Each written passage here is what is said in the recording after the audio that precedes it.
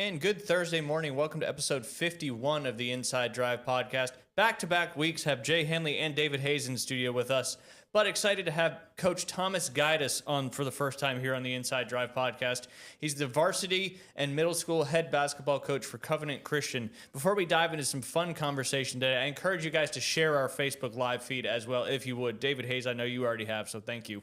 You're most welcome, gracious host. You don't have to lean into I know, the mic. I'm sorry. I know, it's a habit. It's a habit. It took 3 weeks for Jay to break that habit. Everett's going to get rocks from now on and just start tossing them at me. He's like a mule. He's tough to break. But first, I want to talk about the official juice of the Inside Drive podcast. As y'all know, that is Juice and Sunsets. Jay, this probably goes right to you. Most people aren't getting the vitamins and nutrients their bodies truly need from everyday foods alone. Busy schedules, processed meals, and depleted soil make it harder than ever to fuel our bodies properly. When your body is undernourished, it can't perform at its best. Energy drops, immunity weakens, and inflammation creeps in. These fresh, nutrient-dense juices are simple, powerful ways to bridge that gap. They deliver essential vitamins, minerals, and antioxidants in a form that your body can easily absorb, helping you feel better, think clearer, and make healthier choices one sip at a time. Visit Juice and Sunsets on Facebook to learn more, or head over to juiceandsunsets.com to place your order for pickup or delivery. Juice and Sunsets, keeping the panhandle healthy one bottle at a time. And of course, Golf Plus, looking to elevate your golf game with custom-fitted clubs and pro-level gear. Does it need to be dusted? I don't know what that is. I was like, all right, you read Golf Plus now. Say what? Just read Golf Plus's ad. Looking to elevate your golf game with custom-fitted clubs and pro-level gear, step into Golf Plus, a golf retail and fitting destination with roots stretching back to its founding in Dothan, Alabama in 1988. At Golf Plus, the focus is simple. Get you fitted right. They use industry-leading technology like the Foresight Game Changer 2 launch monitor in not one but two simulators and advancing shaft matching systems to dial in the perfect club for your swing, whether it's for a full new set or just a retrofit of your current clubs. But it's more than just clubs. Golf Plus is a full-service shop. From expert grip work and loft and lie adjustments to quality repairs, a curated selection of top brands, you'll find everything you need to play your best. And now with its renovated shops in Panama City Beach, golfers visiting the Gulf Coast can enjoy a premium fitting experience and apparel selection right by the sandy beaches. Whether you're a beginner or a seasoned player, Ryan, this is a lot. Well, you distracted me, so guess what? You had to read it. You put me in timeout. I punished you for not being there when the ads were going on. Golf Plus delivers personalized service, cutting-edge technology, and gear you can trust. Book your custom fitting or stop by today because the right equipment can make all the difference out on the golf course. Located at the shops of Edgewater next to Firefly, you can give them a call at 850-249-2726 or visit them online at golfplusretail.com.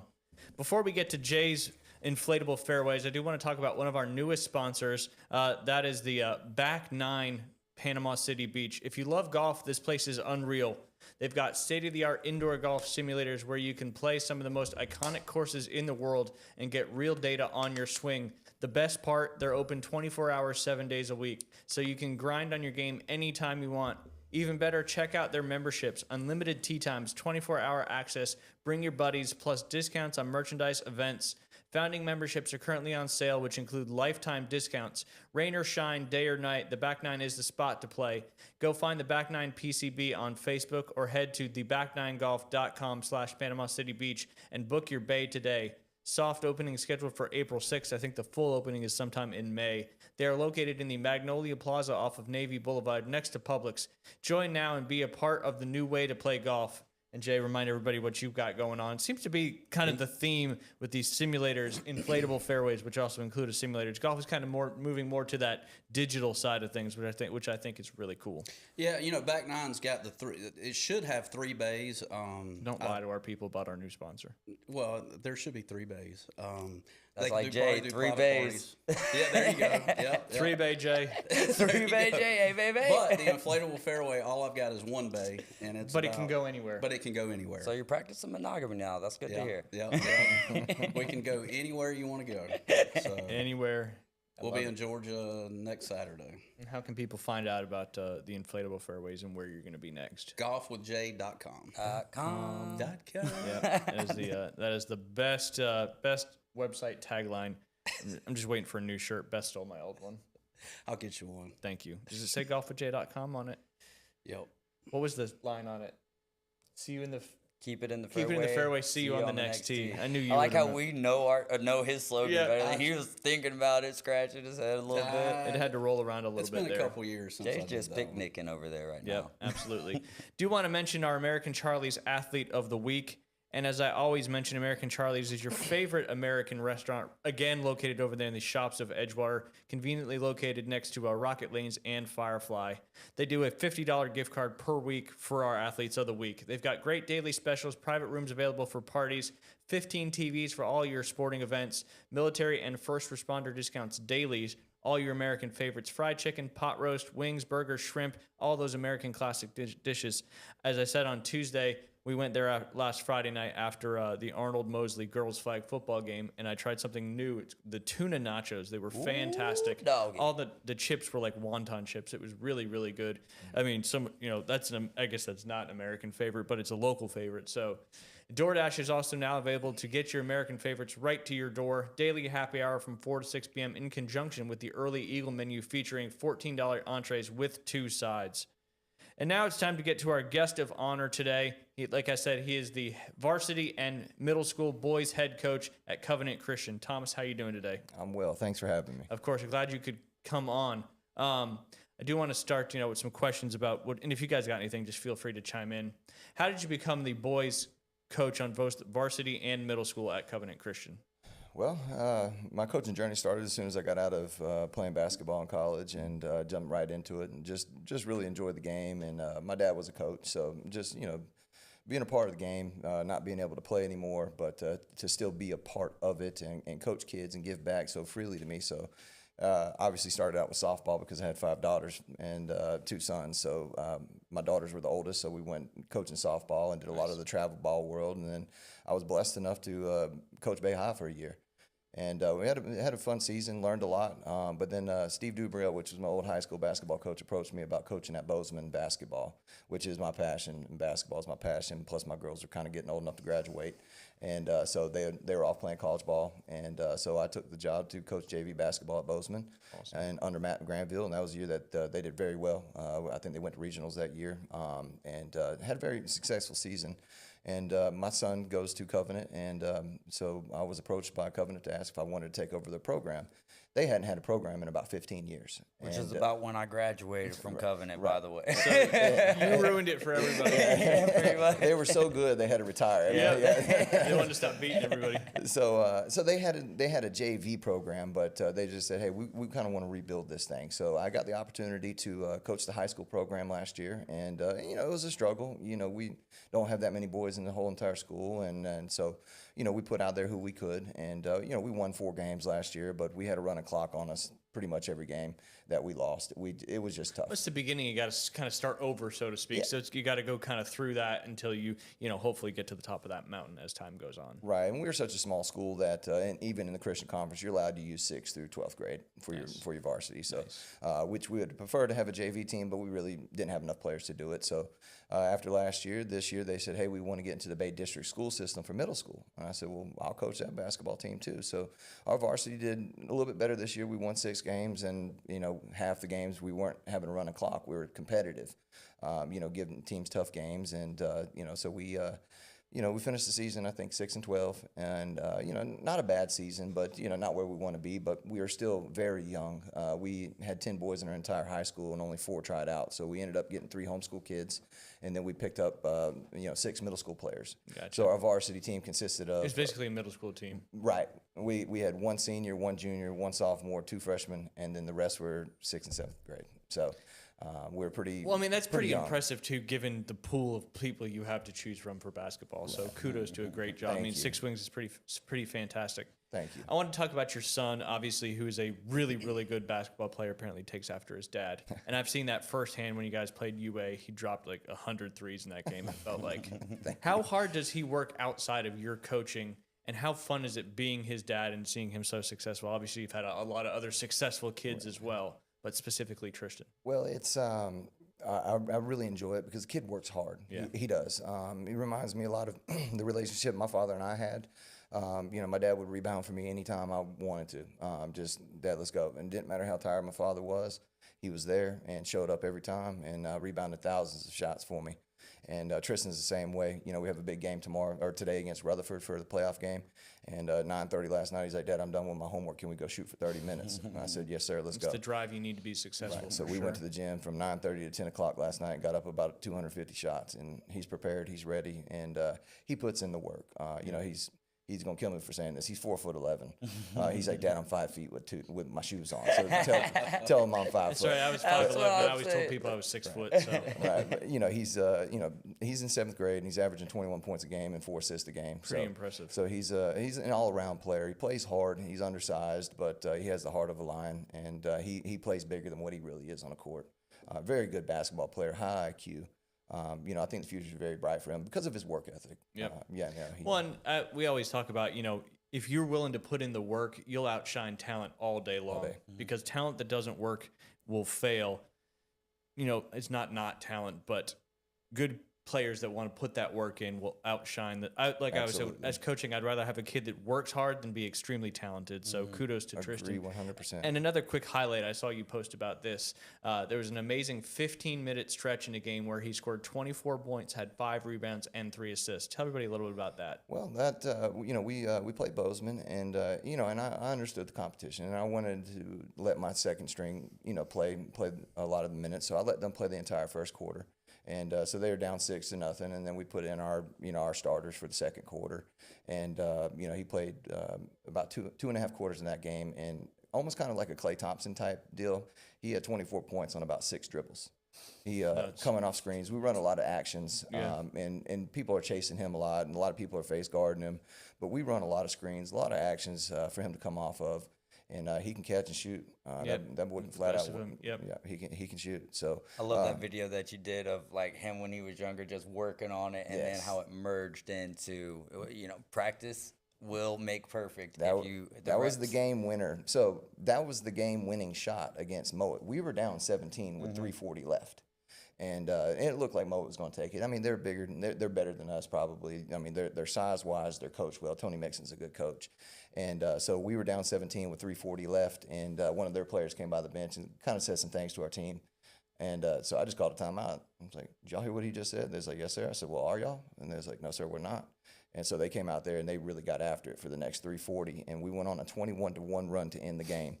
And that corner shot it's funny because Facebook memories. I love Facebook memories. It was right after the storm. And he was like, Dad, I don't want to play baseball anymore, which broke my heart.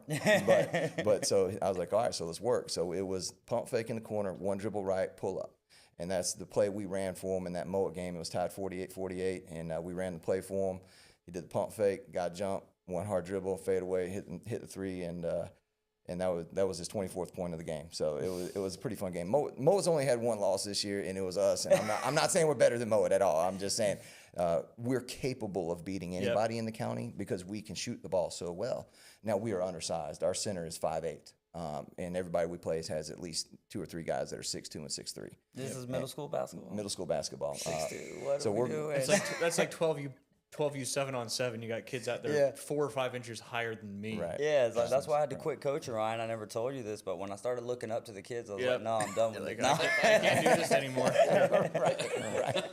I love the response to the trash talk by the Mowat kid. And that's why you should never say anything until that clock is over. Because the last thing you want to do is give kids motivation to come back and beat you. Who was the Mowat kid? No, Blast him! You're absolutely right. And that's why I tell my kids, I don't like the antics. I don't like the ice water in my veins, the sharks on your head, the hitting your head 3 times. Like, listen, do the seatbelt in basketball? I mean, you're supposed to score. I mean, that's what the game's entailed to do. So if you're excited about hitting a 3-pointer, then, I mean, you're excited about doing your job. That's exactly what you're supposed to do. So so just play the game till the end, and then just show your character, and be a good sportsmanship. And we really take pride in how we do that. Some of the officials may not think I have the best sportsmanship, but we treat other teams well. We don't talk trash. We just play the game of basketball. And you let your trash talking. The scoreboard. Yep, that's what I always tell kids is don't get wrapped up in that BS. Like, do all your stuff on that scoreboard. You've pointed at the scoreboard once or twice, I think. I mean, I get So caught up in the passion emotions too. will get that's why it was Just so like he nice. said, the We were- coaching is different than playing. Yeah, we were a nice counterbalance. I loved the fact that he was able to get fiery because I would just sit back and be like, all right, let's calm down, Ryan. Let's calm I down, never buddy. got that bad. No, I know. There were some times, brother. Not that bad though. Yeah. Not that bad. I mean, you're passionate for the kids. Exactly. And you never like to see your kids get screwed. Yeah, so. no doubt, no that's doubt. that part That's the right there. only time that Yeah. it ever was for you, anyways. From my perspective on the sidelines with you was just when the refs were just like, "All right, come on, man. Like, Yeah. Are y'all trying to go home or something?" Right. Yeah, right. for sure. And it's a hard game to officiate. Oh, it is. It Basketball's is, yeah, fast. because there's literally so much going on every so much play. going on. Yep. And in middle school, they went to cut calls this year, so they only have 2 per game. Yep. So that makes it even more difficult. So there's more calls missed. They do a good job, Yeah. but for Yeah. the most part. Absolutely. But they're going to miss some. And us as coaches, it's our job to stick up for our players Yeah. and let them know, hey, you missed that call, and let's move on from it, but make the next one for me. Coach's job to do that, not parents' job to do that. We saw in the Bayhaven University Academy soccer game this past Tuesday, one of the Bayhaven parents got kicked out because he was cussing at the refs, cussing at the kids out there on the field. So just another PSA, just watch your kids play. No scholarships are getting handed out on the day of the game. Enjoy your kids, represent your kids and your Absolutely. family. But again, coaches, I think it's a little different story because you are protecting those kids. That's And right. I totally get that. That's right. Obviously, I'm very sorry about seeing your dad pass, but with that recent passing, clearly he meant the world to you, but clearly he meant so much to this community as well. What a special legacy he left here in Bay County. Can you touch on that just a little bit for those that may not know? Well, he really wasn't going to get into coaching. I have an older brother who started him out, baseball, and he went out to one of the practices one day and was just kind of like, I think I can do this. And so my dad's a reader. He liked to study. He liked to know, and I always asked him, why do you read so many books? He's like, because I just want to know and don't have to ask anyone. So he really got a deep dive into baseball, and we were a baseball family for the longest time, and so he just kind of got into that, and then we switched to basketball, I think, when I was 14 years old, and he got a coaching job at Panama City Christian. They were 2-19 the year before he came, and 72 kids in that entire high school. And the first year they were 16 and 12, and then the second year we were there. I said, Dad, I've got a lot of trash talk from my teammates that I left Mosley. I mean, I was a starter as a 10th grade on varsity, and so it's not like I was leaving the competition. I just wanted to play for my dad. Yep. And so I was like, make sure y'all put them on the schedule. And we beat Mosley twice by 16, beat Rutherford, beat Bay High, beat Chipley and Malone. They're like number 2 and number 7 in the state. So the coach, he was a phenomenal coach. I mean, he rubbed shoulders with Lute Olson, Bobby Knight, and like guys like that. He was able to meet them because he was a college coach as well. He was a skill instructor, 2 different coaching at Gulf Coast Community College. And so he's stayed really good friends with a guy named Dan McGovern, and he was a huge footprint in this county. And so him and my dad got together, and then, my dad's always done pastoral work. He did the prison ministry for 15 years, started his own church. Coaching was just something he just kind of did on the side. But he was a phenomenal coach because he had all this information in your mind, and he always said, it doesn't matter, I know how much you know, it's how much can you relate to your players. And so he was easily relatable to the players, his knowledge of words and just being able to break games down instantly. Yep. And say, hey, this is what you got to do to fix it. And he was one of the best coaches I've ever played for, one of the smartest coaches, but just an even better man. That's awesome. And so he's affected. He's coached so many players in this town, and people just have respect for him because he just treated people with kindness. And he was a servant of the Lord. He loved Jesus, and he loved preaching his word. He's a pastor for 20, 30 years. Never took a paycheck for it. He said, no, I own my own business. God called me to preach. Yep. And so not only did he do the sports world, he did the prison, he did the ministry world. And he's met a lot of people. A lot of people have met him. So his footprint is huge. And it's a hard one to fill, but I'm going to do my best to fill it and take on where he left off. And, coach right now, and then maybe one day, who knows where it takes him. Absolutely. And obviously he's instilled so many of those values in you, because I can see those every day, and which I think is bleeding right through to all your kids as well. I'd like to add something to that real quick, because back in the day we played softball, and then one year, I used to watch this guy play basketball at PCCS, and we didn't even know each other. I was much younger. Him and Rasheem Woodfall, Rock. Yes. All right, and those guys stuck out in my mind when we moved back here from St. Pete. Always was and I think I ran into you one day at a bank, like Tyndall Credit Union, and introduced myself to you, and then finally we got to play softball together, and his dad was at every single game, passing along criticism through him, like not like criticizing us, but coaching us, Constructive coaching us. criticism, yeah. And this guy helped us out so much, not just obviously with the skills and athleticism, but also we were a young team, and me and my brother, our attitudes would get the best of us all the time. And he really kind of honed that in, reined that in. So he coached us a lot, and then also vicariously, Coach Guidus, through Coach Guidus, helped us out a lot as well. So I didn't have the closest relationship with his dad, but I learned a lot about him by going to the funeral. And man, just the footprint, as you mentioned, is it's a Mufasa type footprint. I like that Mufasa type footprint. Good stuff. Good stuff. Yeah. Huge impact on Bay County and beyond. So very impressive to see that. And like I said, I believe it's coming right through you as well. You've also had a lot of you and your family have had a lot of recent challenges in life. Your dad instilled that relationship with God, Jesus, all that stuff. And how important has that been for you and your family to, kind of keep going with all these tough stuff that you've been dealing with? It's been hugely important in our life. You go through life and daily things. You just kind of lose focus, or not necessarily lose faith, but you just kind of get into worldly things like, hey, I'll just go ahead and take care of this myself. But there was an accident with my daughter Ava, who was 14 at the time, and an ATV landed on her head and crushed her head and had 5 skull fractures, multiple brain bleeds, and some brain strokes. And we were told that she wouldn't be able to walk, wouldn't know who we were. And the first person I called was my dad, because they wouldn't give us any information over the phone. We just knew that she was taken to the trauma unit. And so we knew it was bad. And the first thing I said, Dad, pray. And he said, okay, what's going on? It was an accident, ATV accident. So he got on, we just started praying right then. And through the darkest time of our life, we had the most peace in our life. We were in that room and we prayed over that room. We were in the hospital for 40 days and we were released on day 41. So if you know anything biblical, the devil tempted Jesus for 40 days, and day 41, the devil fled. You know what I'm saying? So he resurrected for 40 days. On day 41, he went to the heavens. Mm-hmm. So 41 means a lot to us. And day 41, we were released to come back home.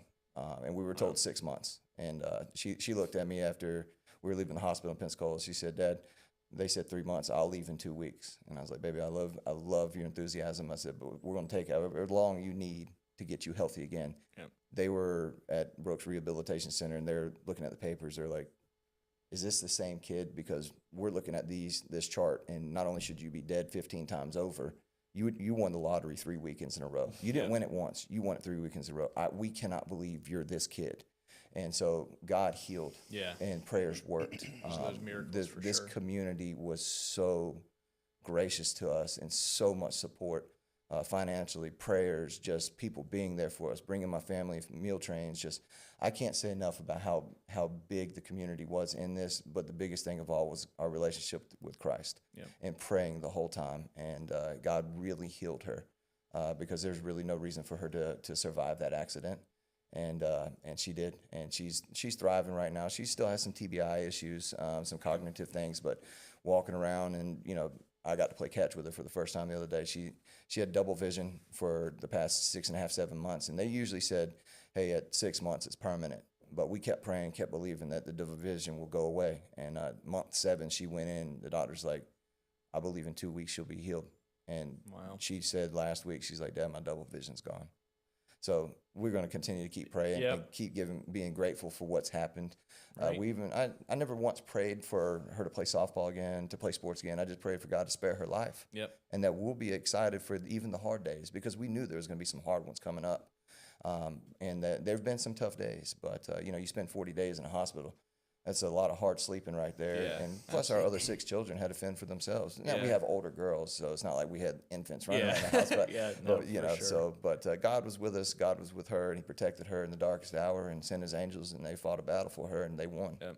Absolutely. You guys are certainly a testament to the power of the Lord. So are you. We do have a couple of comments. Barrett says, my man Thomas Guidus is a freaking amazing dude. Great coach, even a better man. Kyle Wright says, somebody at church last night said, we don't necessarily lose faith, but we lose momentum. And sometimes it takes us a while to get it back from the enemy. And Ella Rogers says, amazing testimony. Absolutely. And I appreciate you sharing all that with us today on the show. Let's pivot to the boys basketball playoff middle school basketball tournament that starts today, like you said, 4 p.m. You guys are the number 7 seed going up against Rutherford, but like you said, you guys can beat any team in this county. What are the keys for you guys to win this game this afternoon? Well, we have to slow this guy named Aiden. He's a monster. The kid's about 6'3". He's quick. He's athletic. He's a very talented player. Yeah, he's a game changer for sure. Yeah, he really is a game changer. They have another young man named Riley, quick guard, can put the ball in the basket. So we got to contain him. And AJ. AJ is another quick ball player that we just got to keep these guys out of the paint. And if we can keep Aiden, contain him a little bit, and if our shots are hitting, we definitely have a chance. We're good enough to beat anyone in the county, but we're also small enough to lose to anyone in the county. So, absolutely. So we're excited about the opportunity today. We think it's a great opportunity for us to step up and really show everybody what Covenant basketball is about and what we're trying to build. And the good thing about it is my starting lineup's 4 7th graders and 1 6th grader. Yep. So my entire starting lineup's coming back next year. Absolutely. That's good stuff. Besides Rutherford, in your opinion, who's the team to beat in the county? Mowat obviously is Tony Mixon's got them rolling, but UA is tough right now. Wadsey Jackson's got that team playing very good basketball. They have Elias and Caden that are really good basketball players, and they're tough to deal with. Rutherford has a shot to win it as well. So those 3 teams, and even Bay Haven. I mean, with Kainoa back, he came back from an injury. Yep. Kainoa's a handful, and so they played us really well the other night and kind of stomped us pretty good in the second half. It was a 4-point game at halftime, and they ended up beating us close to 20. But there's about I really think there's about 4 teams that could win the county championship, and I think Rutherford, Mowat, UA, and I honestly think Bay Haven's got a really good shot to win. Now, if we're hitting David, we got a shot to win. There we go. Wadsey's coaching. Yeah, Wadsey's coaching. Yeah, bro, I played softball with him too. But I love seeing like how the community is. You know what I mean? Right. Just like the people Yes, that I sir. played. Because when I played with QP and them, like I was, they called me youngin. I was like fresh out of high school, maybe 18, 19 years old, and seeing just all the people who got put in my life at certain points now are at more prominent levels, I guess you could say. And it's just, man, the kids are lucky. They don't know how blessed they are to have coaches like Ryan Mulvey, like Jay Henley over there. Dude, we're in a room full of coaches right now. Let's go, dude. I love this. And I don't want to leave out the reigning county champions, Jinx. Jinx is always tough. They got a good ball club and they're coached well. So absolutely, there's about 5 teams I think could win it.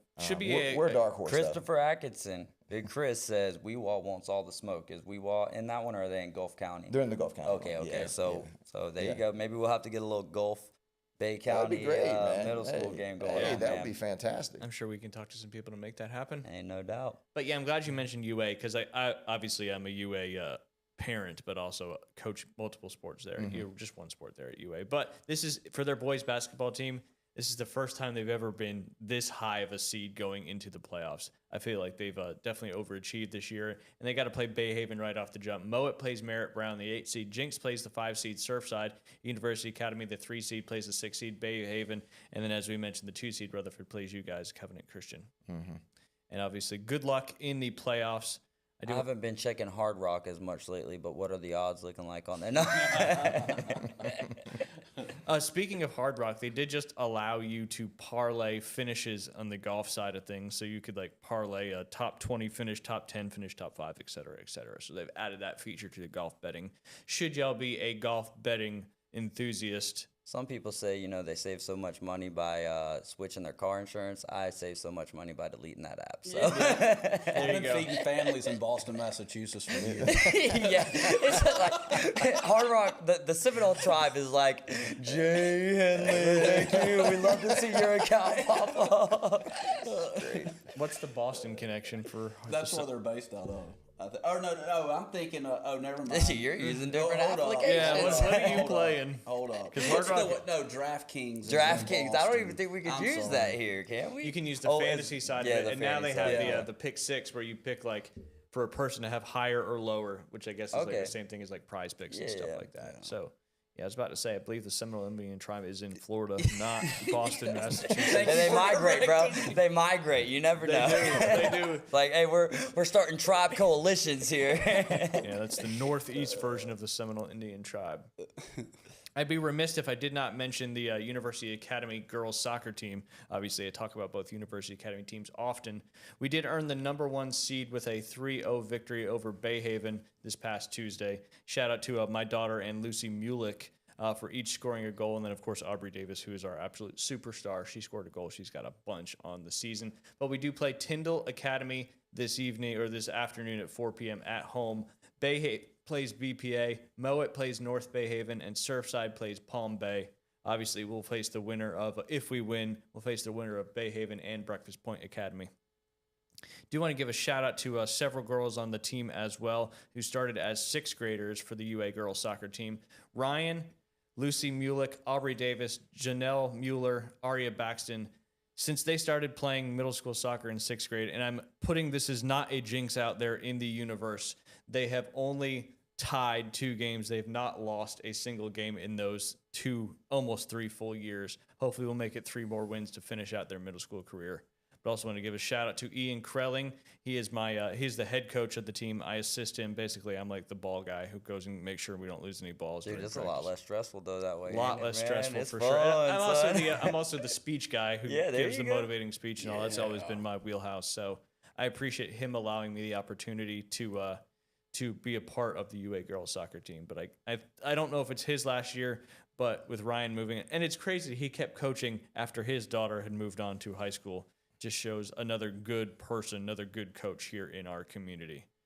But I'd be remiss if I didn't mention our American Charlie's Athlete of the Week. That is said daughter of Ian Krelling. That is Emma Krelling. Last Friday, they played Mosley and girls flag football. She had an unbelievable performance with 5 interceptions. So she won our American Charlie's Athlete of the Week. There was no doubt who was going to win that one. She had 5 interceptions playing the middle linebacker position in flag football. Arnold played again this past Tuesday against Rutherford. They've already played him at home. This time they played him on the road. Over there, I think it's called Margaret Champlain Field. And she intercepted another one, ran it back to almost scored a touchdown with 10 yards left to go. Coach S put her in on offense, put her in the corner of the end zone, threw a jump pass to her. She caught the touchdown pass, so she got her first offensive touchdown of the year on varsity, and then came back with the conversion play as well.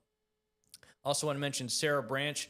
Her mom, Anna, was in the studio with us on Tuesday talking about the first ever girls wrestling competitor to make it to the state finals. They are competing in the state championships today, so good luck to her and all the other girls from Bay County competing in the state championships down there at the Silver Spurs Arena in Kissimmee, Florida.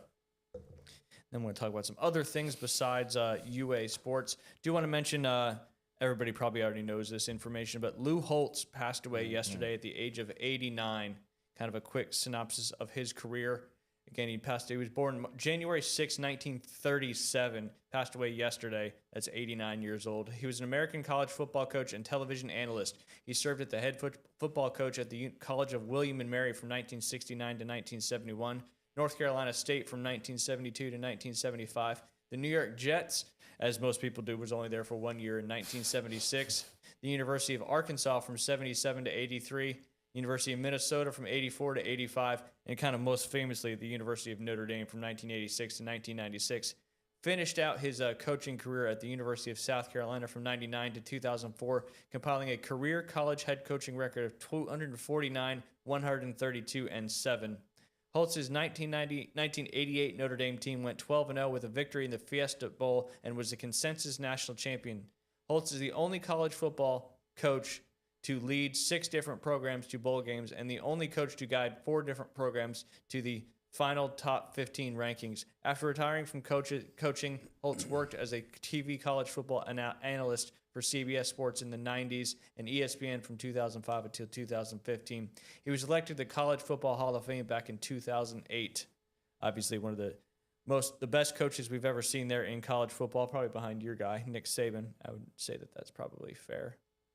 Yeah, I think there's a couple of coaches ahead. Yeah, Bobby Bowden being when you think of GOATs, you think, I mean, you can make the argument for Bobby Bowden over Nick Saban. I think Nick Saban just because of the championships, recency, all of that. For sure. But Bobby Bowden and if I were to choose a coach to play for, because I'm not saying that Nick Saban's not a Christian. I don't know that, but we do know Bobby Bowden was a Christian and a great man of God. And so with that, now, where my head is as a more matured brain, male. I'm not saying that it's mature, just more mature than what it was. I would choose to play for Bobby Bowden over Nick Saban. That's kind of crazy to say, but it's just how I feel. And again, not saying that Nick Saban is or isn't, just from what I've heard from players. You know what I'm saying? Bobby Bowden was a guy who led people to the men, and that's what our real job is. As Christians, our real job is to plant seeds. Period. It's not our job that's all the Lord's handlings, but we're supposed to plant seeds. And so that's, to me, you brought up talent earlier, and talent's a beautiful thing. It's God-given, and I don't think people give God the credit for the talent in which they are given. But you can see right through talent, because if the character ain't there. Yep. Well, and one thing, the most talented players in all of sports, the first thing they usually do is give all the glory to God. We're seeing that so much more prevalently. I mean, I can't tell you how excited that gets me. Even when in times in the past when I'm, not living the way that I should be, still just like one of those like, let's go, let's go, because God always wins. Yes. Jesus, actually. I mean, God wins, but that's the most important factor of it all. We ain't got no access to the Father without the Son. That's right. Good stuff. Good stuff. Sorry. Very, very Sorry. No, you're fine. Hey, I can't help it sometimes. Preach it, David. Preach it. It's your God-given right Yeah. to say it, for right. sure.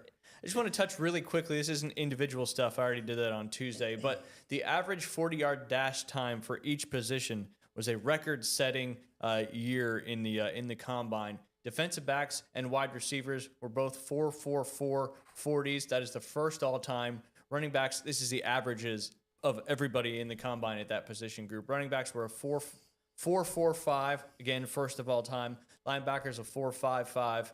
Quarterbacks a 4.60, second all time. That was the only one that wasn't first all time. Tight ends with a 4.63, again, first all time. Defensive linemen a 4.83. That's insane thinking about some of those That's guys. not the edge rushers. That's the interior. That's wild. Ooh, I feel bad for those quarterbacks.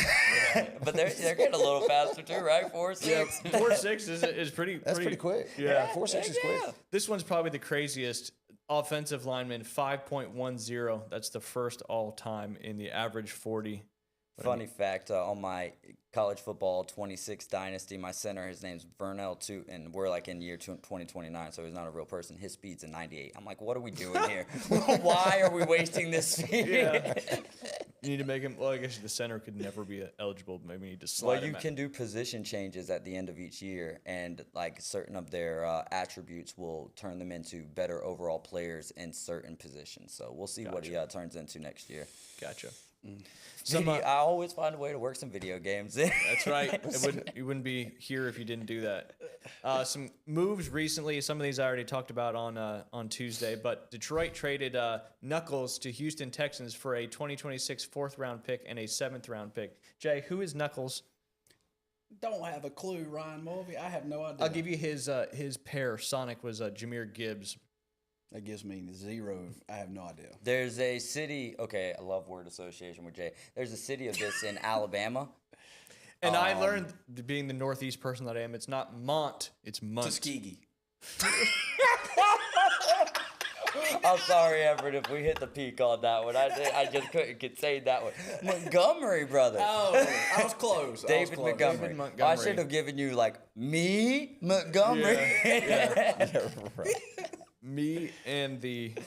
He led the league in touchdowns. Yeah, he did, because Jameer maybe Gibbs would not. always get it next to the goal line, and they'd feed him on the... I might be confusing him with Jamal Williams, actually. Jamal Williams. who also a few is, years ago. I believe, was recently... No, that was a different Cowboys running back. The Jets traded edge rusher Jermaine Johnson to the Tennessee Titans in exchange for defensive tackle. What is it, Montez Sweat? No, Tavondre Sweat. Yeah, he's out of Texas. Gotcha. Which I love that, because when Jermaine Johnson, he's out of Florida State.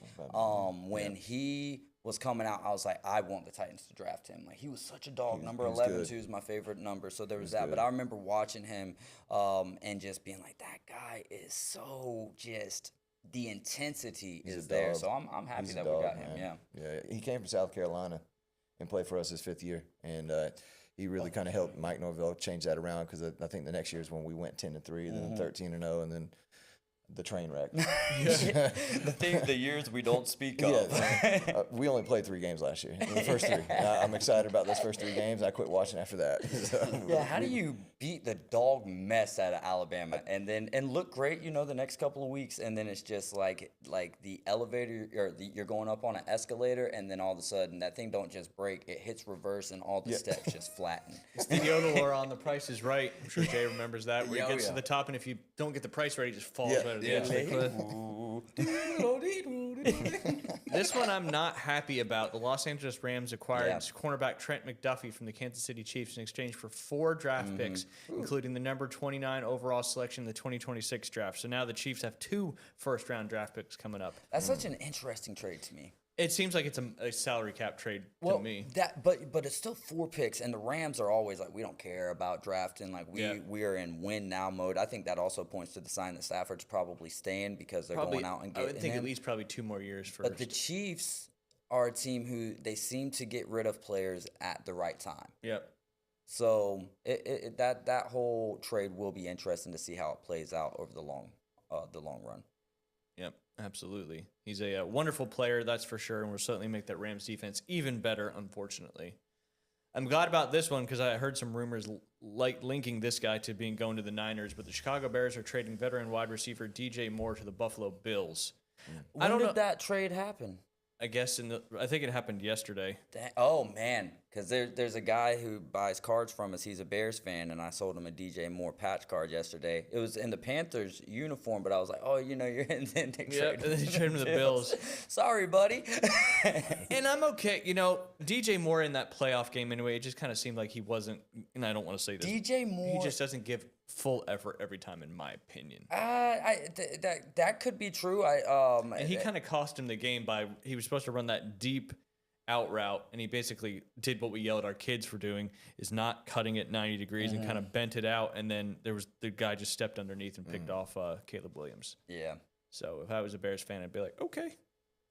But he's now a Buffalo Bill and maybe a weapon there for Josh Allen. Well, they released Stephon Diggs, so it's like kind of fills that veteran leader wide receiver there. So, but if you're gonna lead with laziness, then I don't want you on exactly. the squad. Right. That's why when I heard him linked to the Niners, I was like, please no. Yeah, we've got enough injured receivers as it is. We already had Brandon Ayuk. We don't need Brandon Ayuk 2.0. Wide receiver Christian Kirk was acquired in a trade from the Jags. He was acquired by the Colts. And then the Indianapolis Colts and quarterback Anthony Richardson have mutually agreed to explore a trade. The Philadelphia Eagles are receiving interest for wide receiver A.J. Brown, but have not yet made a deal. Like you mentioned, Patriots wide receiver Stephon Diggs is expected to be released at the start of the new league year. Giants linebacker Bobby Okereke has been released. Tight end Jonnu Smith from the Steelers is being released. Wide receiver Darnell Mooney for the Falcons is expected to be released. Obviously, the start of the official year is not quite got there yet, but March 11th. Yeah, there'll be a few more players released or traded before that the new year officially starts. Jay, you got any crazy stories for us? I know you do because I sent you one. Jay lets Ryan do his homework for him. It's just like the inside drive back at the other place. Not a whole lot has changed except the venue and the and the number of times. We got a better board op now. I don't know. No, Everett is crushing it. What you Let's mean? say equally skilled board ops. I like that. I like that, but I like Everett, man. He's a great guy and keeps me leveled. You keep me leveled, my friend. That was a toss-up. All right, Jay, I guess we'll keep some banter going in the meantime while you're over there scrolling, trying to find where your story is. I got it. All right. There's a picture. This is the largest specimen of fossilized feces ever found, left by a 9th century Viking. And I'm looking at this thing. They ate a lot of protein back in the day. Not as much fiber, probably.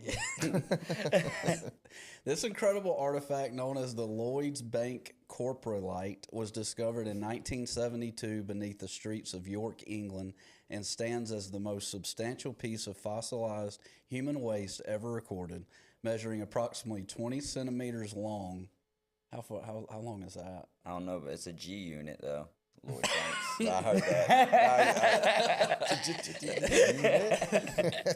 This 9th century specimen offers a rare intimate glimpse into the life of a Viking settler from the ancient kingdom of Jorvik.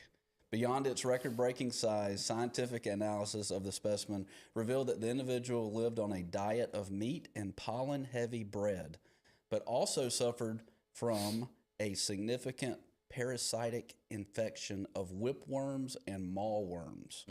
Today, this irreplaceable archaeological treasure is preserved at the Jorvik Viking Center, serving as a gritty reminder that while Viking legends are often about gold and glory, their everyday biological realities were much more grounded.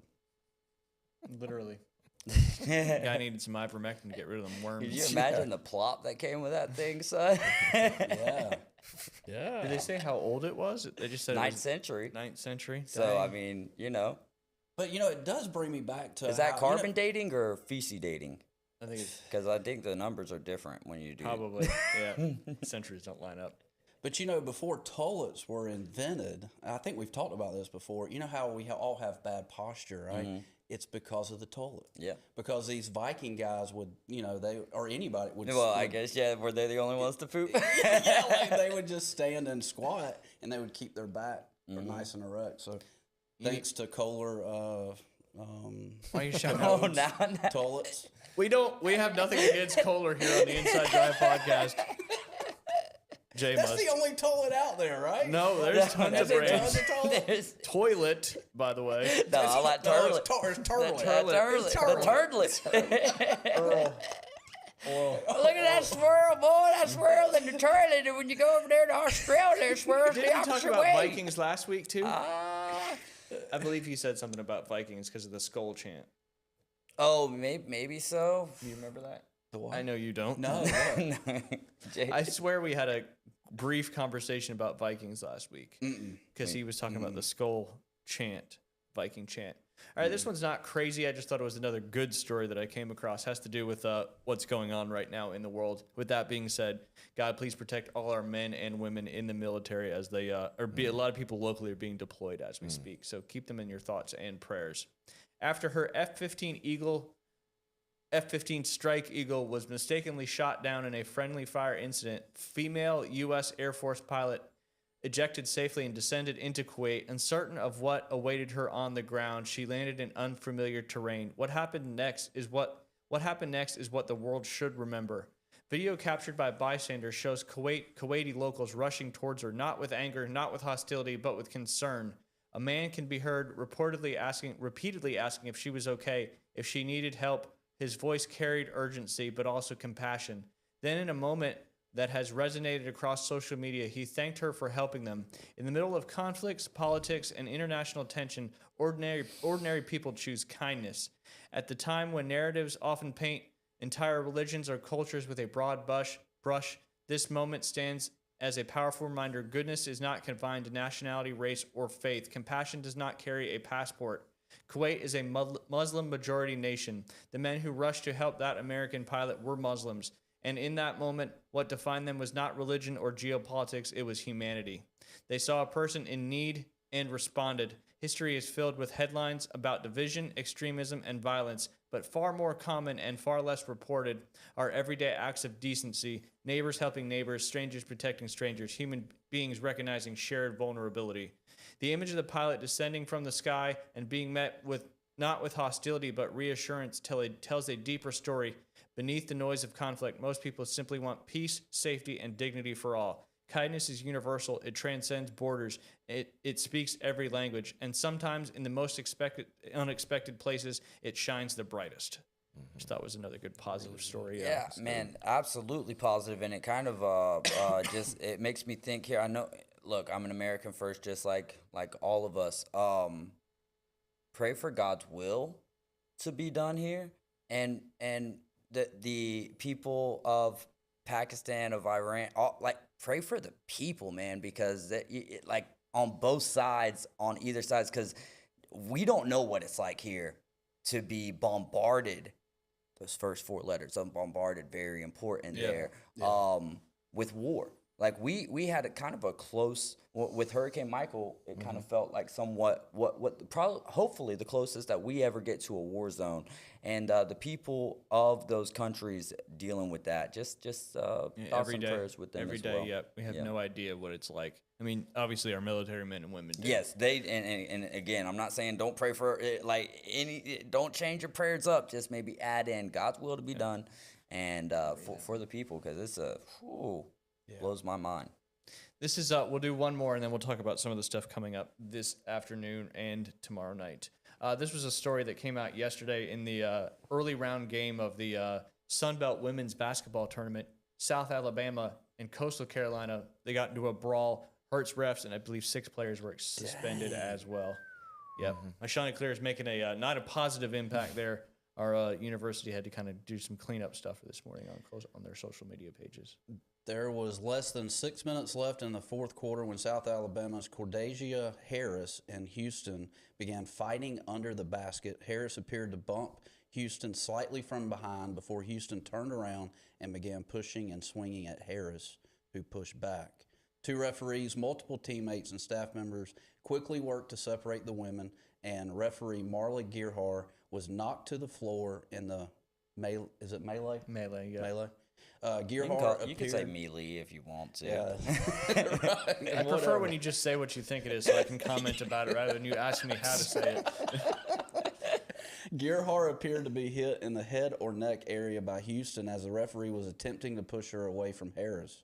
Gearhar remained on the floor and on her back while order was restored, and multiple staff members and a medical professional ran onto the court to attend to her. A sheriff's deputy also came onto the court after the fight ended.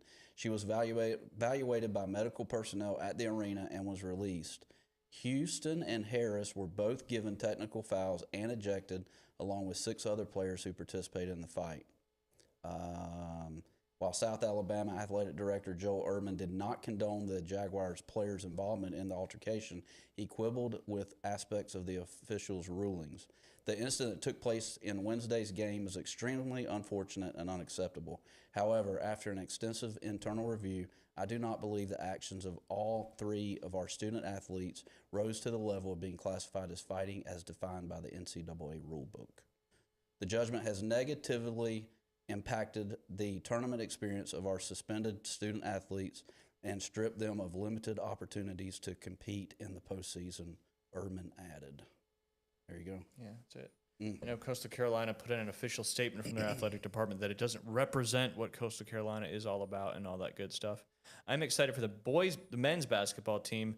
They're the number 3 seed in the Sun Belt Conference tournament and automatically go to the I believe it's the semifinals in that.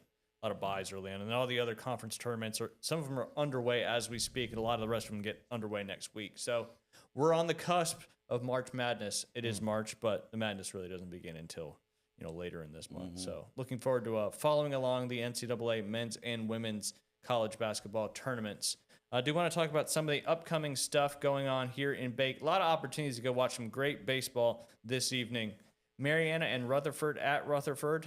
That is at 6 p.m. Arnold and Bay, little rivalry matchup there. It'll be at Bay High. Arnold 6-3, Bay 4-3. And then Cottondale will be traveling to 7-2 Bozeman. And then Holmes County will be traveling to Mosley. So if you're looking to go watch some great high school baseball, this evening is jam-packed. You can go pretty much anywhere and they'll have a baseball game. Tomorrow we've got softball. You've got Bozeman, who's 7-0. They're taking on Wicksburg. I have no idea where that is. Mosley and Walton will play. Mosley's 1-5. Walton is 0-4. Another one in softball. North Bay Haven and Pace, both teams undefeated so far. That'll be at Pace tomorrow at 1 p.m. It must be like a tournament. Bishop Kenny will be traveling to 3-1 Arnold. Bozeman in softball. That must be a tournament. Yeah, I going would on. imagine it's like a spring break type tournament. For some reason, when I think Wicksburg, I think Virginia. But we'll find out. yeah, it could be. But I believe, what is it, Wicksburg? Anyway, so if there's a tournament going on, but spring break doesn't start until next week. I don't know. Rutherford versus Wakulla Christian School. Bay versus Poplar Springs. That is, again, varsity softball. On the baseball side, you got Rutherford at North Bay Haven. Mosley at Rutherford in girls flag football. This would be another local one here. I wonder if that's at Tommy Oliver or at the Rutherford Wicksburg's in Alabama, by the way. There you go. Then that makes perfect sense. Bozeman at Arnold tomorrow in varsity baseball as well. So you really got a lot of opportunities tonight and tomorrow night to see some great local action. And then, of course, Coach Gaddis, good luck this afternoon with your first round playoff there game with the boys. Certainly we'll be paying attention. I appreciate you coming on today. Before we get out of here, you got to talk about two more of my sponsors because I missed Panhandle Credit Union and we didn't take a break today, and I didn't think we would. Yeah, I think breaks are going to be non-existent on Thursday. Thursday. Can I give a shout out to Avery Obert? She's the pitcher for Bozeman. I think she's a freshman this year. Awesome. She is going to be one of the best pitchers to come out of Bay County. She is a phenomenal. And we've had some seriously pitcher. good we have pitchers. Bree. Yeah, she can change up speed. She can locate. She played travel ball for me for a few years, but she goes to Lee Moss over there and has learned to pitch. But that young lady works. So Avery Obert will be one of the best pitchers to come out of this circle in Bay County. And he knows talent because how early on were you telling me about Kaylee Goodpaster? A long time ago. 2 years before she signed for Florida State, he was like, keep your eye on Well, this she was girl. in sixth grade. My Yeah, daughter's yeah. in eighth grade. They said, there's a sixth grade girl who can play ball. I said, well, let me go to practice. Oh, that girl's legit. Like, that girl can play ball. Like, I didn't think no sixth grader was going to be better than a ninth grader, but Yeah. came on, babe, she's better than you. Another good reason why we should go out and watch these local high school teams play ball, because you may not know where these players will end up in the future. And you'll be like, I remember when she played for North Bay Haven or Bozeman or Arnold Right. or whatever it is. And to see them go on to the next level is just pretty cool when they come from your community. Like Eli Blair and Cooper Yep. Moss down there in Florida. That's How did you lot do of on his talent first start? I didn't see the statistics. I just know that he got into that he pitched. So Yep. that's pretty awesome. We can look We it got up two while you're guys talking from about your here sponsors. playing the Super Bowl, Witherspoon and Yeah, Robinson. yeah. I mean, we two football Let's players. go, playing the putting Super- I mean, Panama City on the map, That's baby. right, man. We got talent here. Those Florida State defensive players have been very successful in the on the next level for sure.